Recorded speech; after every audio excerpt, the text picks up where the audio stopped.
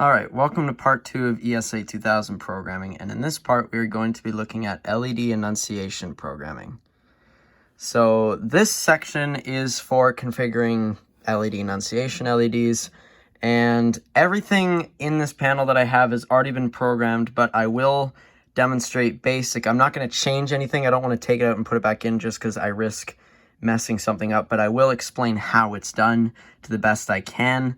And it's fairly simple if the panel is fully base.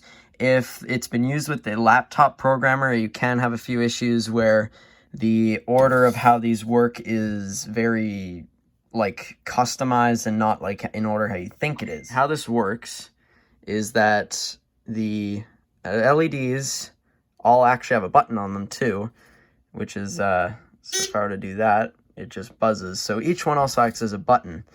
But also, how the numbering works, basically how I've figured it out, is that after the panel, you have a ribbon cable. And I'm not going to open up the panel, but the panel has a ribbon cable that goes to each one of these modules, and each one has 8 LEDs on it.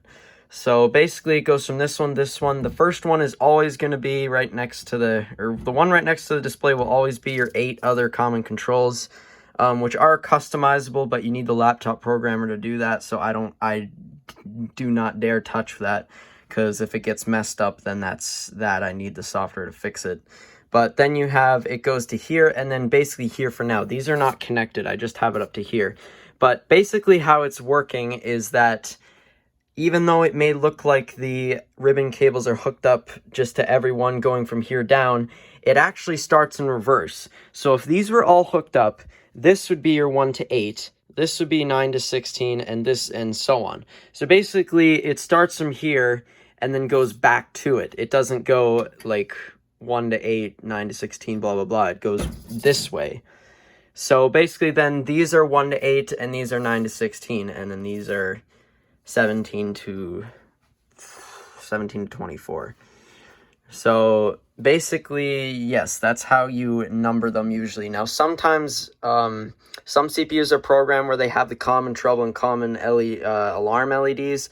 This CPU, I actually had to replace the CPU. If you remember the one before, it may have had a brighter screen, but that one, it was giving me a code 45 trouble, which I believe had something to do with the Annunciation, so I swapped it out with this one, and now it's fine. But basically, this one does not have that. The other one did, so this is fine now. This will work. I have these 2 LEDs up here programmed as the ones for the signal, or for the horn strobe.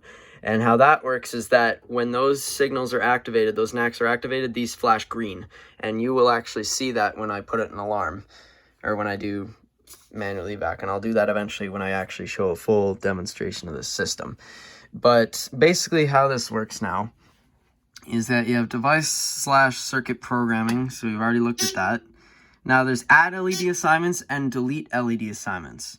So adding LED assignments, so there's different options. You got ones for alarm, a supervisory, a monitor, a relay zone, NACs, and page zones. So that's like if you had the voice evac or like the telephones, you need to page to a certain floor or something like that.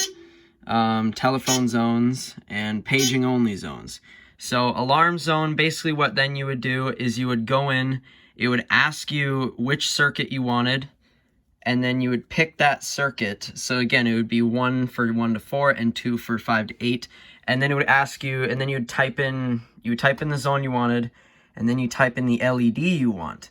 So basically, I will also go to the reports and show you that each one is in fact programmed how it should be, but then it would activate that, and then deleting is just reverse. You pick that same thing again, and then it just removes it.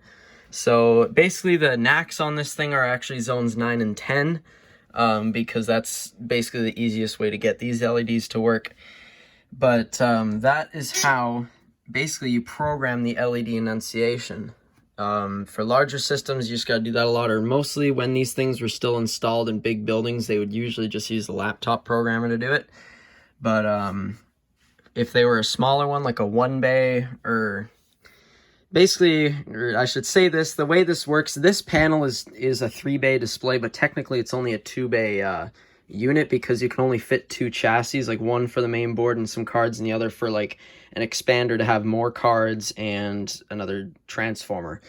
But so that can only hold 2, but this is a 3-bay display. So I call it a 3-bay ESA-2000 because also the original door would have 3 windows, but it's a 2-bay guts panel.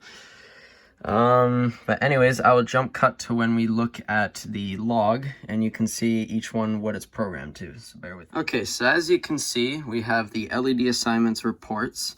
So let's go into that. Press 0 to print, so that is if you were to have a printer on the panel. We don't, so we want 1 to display, so we want to hit 1 and then enter. And now it'll give us the list of each ones that's programmed. So you can see LED 1 is programmed to zone 1. We hit next. It takes a bit, this panel's a little slow sometimes. See LED 2, zones 2. And then 2, it goes 2, 2, and then 2 to 3. And then LED 3, zones 3. So you can see that all of them are programmed. This is 9, and this is also 10. So that's how that works. And it's also the same, I should have mentioned also for doing the signal zone ones is the same thing. You just go in, you type in the address of what your signals are, and then it'll ask what LED you want to program it as. So that has been part 2. Part 3, we will look at doing coding options and other feature selections.